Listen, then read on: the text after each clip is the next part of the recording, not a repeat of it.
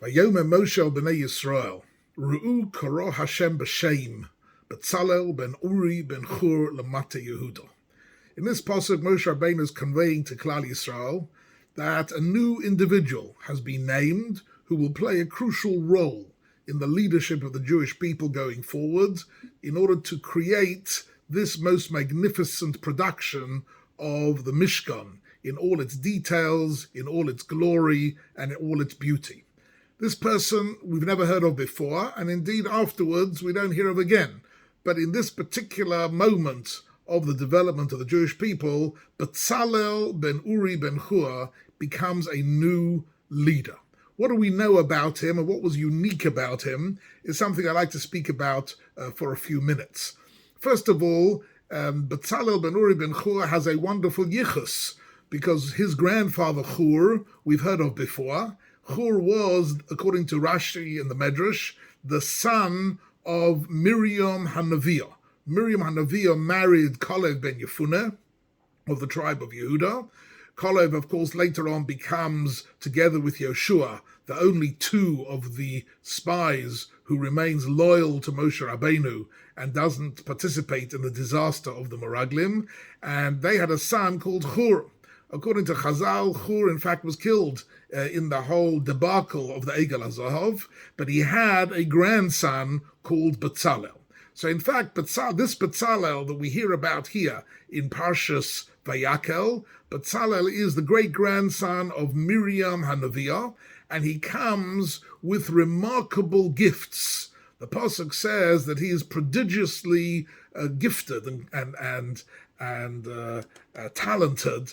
And the Pasuk says that HaKadosh Baruch Hu says, "Va'amale oso ruach Elokim." He's going to be filled with this amazing spiritual power. B'chochma, b'tvuna, u'v'da'as, u'v'chol malacha. The three great words which always refer to the whole spectrum of wisdom, chochma, bina, and da'as. Betzalel had all of them in the highest degree.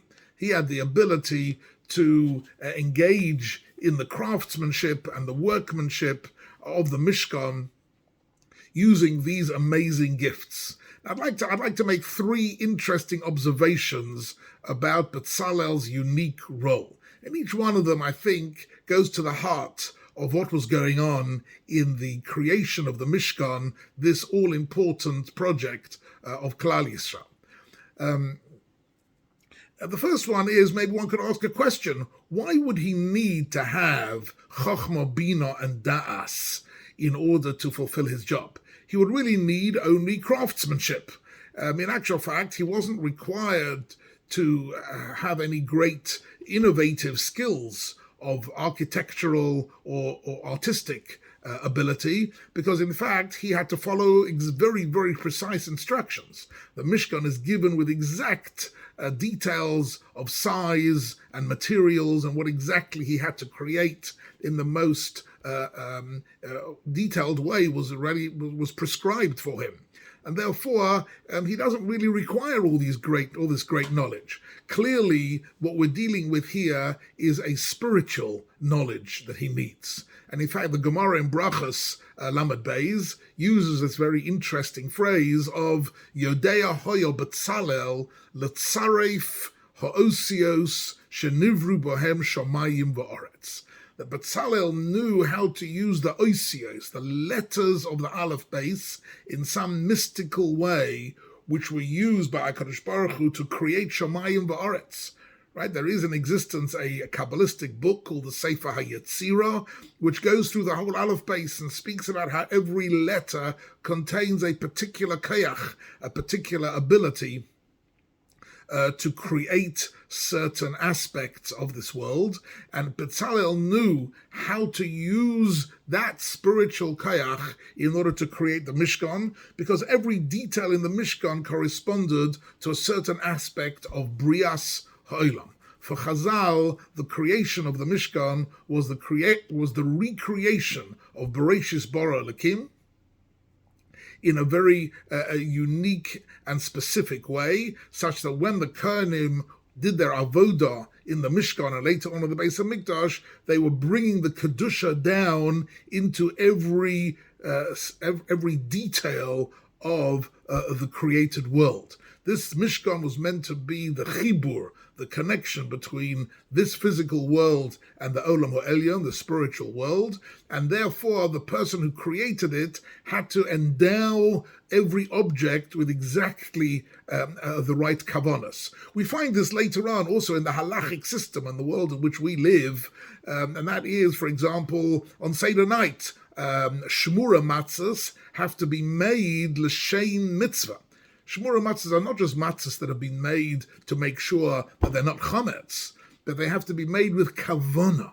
There has to be a human intent. A human kavanah has to be invested in the production of the matzah in order for it to be an object which we can then use l'shein mitzvah.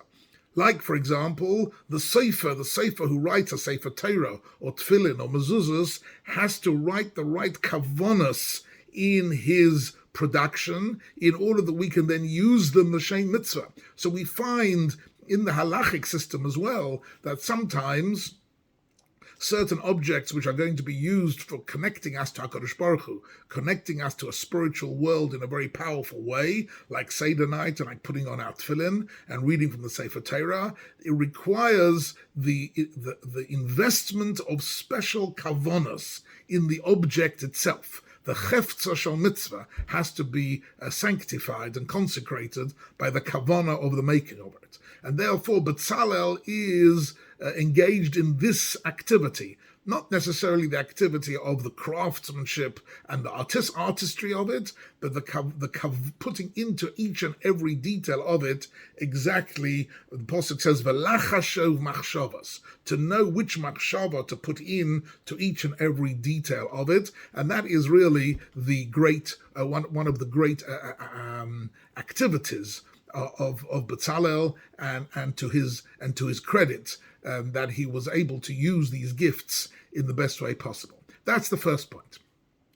The second point is something which the Pasuk says, having given him Chochmah, Bina, Das, and Ruach HaKodesh, you would have thought, what else does he need? So the Pasuk then says, Ulahoros Nosan Belibo.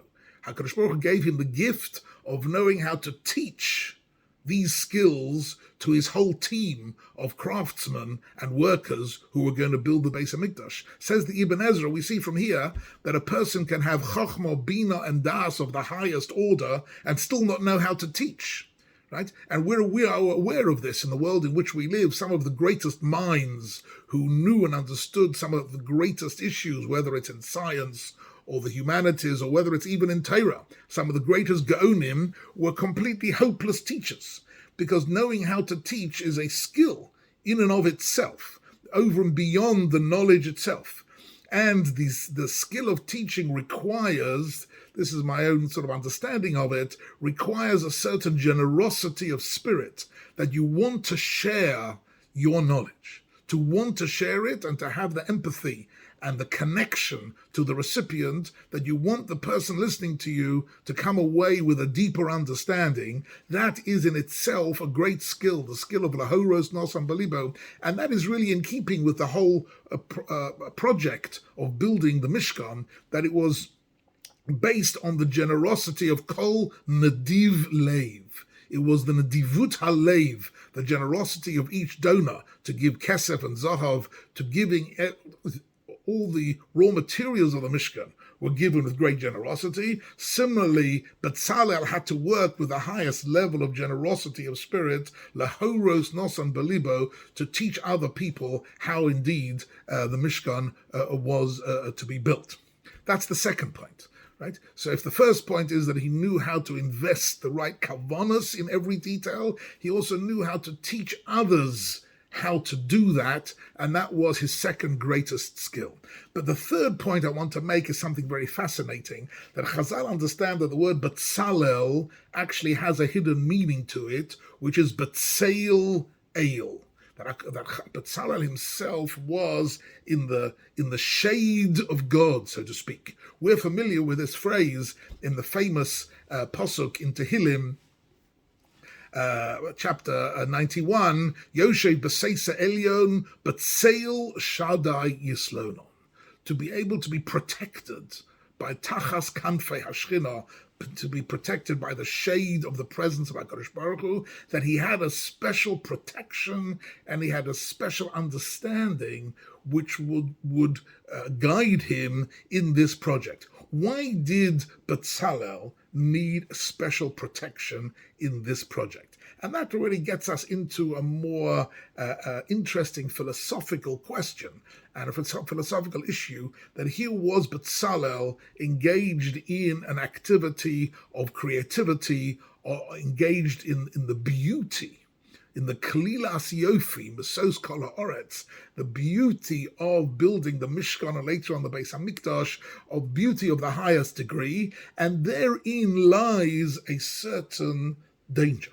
That beauty itself and artistry itself, right, contains a certain seduction, that one can be seduced into feeling that the beauty is something which is an end in itself. That beauty itself can be something so magnificent and so wonderful that we connect to the beauty in this world as something magnificent. And indeed, in the secular world and in the Greek world, right, beauty was an end in itself. The Hellenist concept of beauty as an end in itself, as the 19th century poet John Keats speaks about, truth is beauty and beauty is truth. Klal Yisrael don't believe that truth is beauty.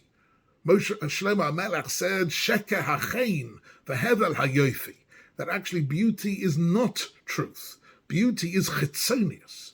Beauty belongs to the world of appearances, right? And therefore beauty itself does not have an innate truth to it, and something can be very beautiful and yet be completely wrong and completely against the truth of the Torah and the truth of Klal Yisrael.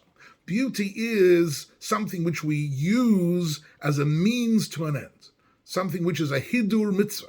If something is used for avodat Hashem, then we beautify it, and by doing that, we enhance our connection to HaKadosh Baruch Hu. And therefore, beauty itself, being engaged in a project such as the creation of the Mishkan, which is something of the highest beauty, needs a shemira. And indeed, Tehillim Tzadi Aleph is known as the chapter of shemira, right? That the chapter of protection, and we use it in Kriya Shema Mittel, we use it in the base HaKavaros, whenever there is an element of shemira where we need a certain protection, Ki malacha v'yitzadalach l'shmorcha b'chol derochecha, we use Tehillim Tzadi Aleph. And according to Chazal, it was written by Moshe Rabbeinu.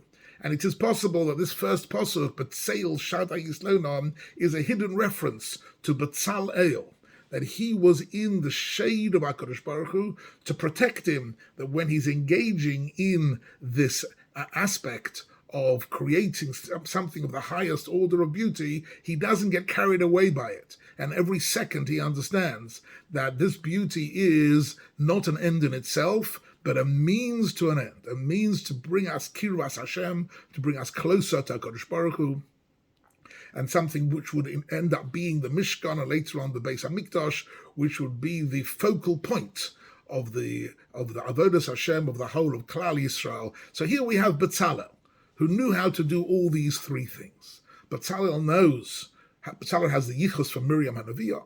He knows how to invest all the right kavanas, like the Sefer, when he's writing the Shem Hashem in the Sefer Torah, he knows to do it with all the right kavanas, the Chochmah, Bina, and Das of that product. He also knows how to teach this and convey it, not like the Mishnah in Yuma speaks about Beis Garmu and Beis Avtinas, who was Zichronom Legnai. They were remembered negatively. Why? Because they wouldn't teach the chokhmah that they had. The Mishnah speaks about them having a great chokhmah of Pitom HaKatores, but not being willing to teach it. So this was an element of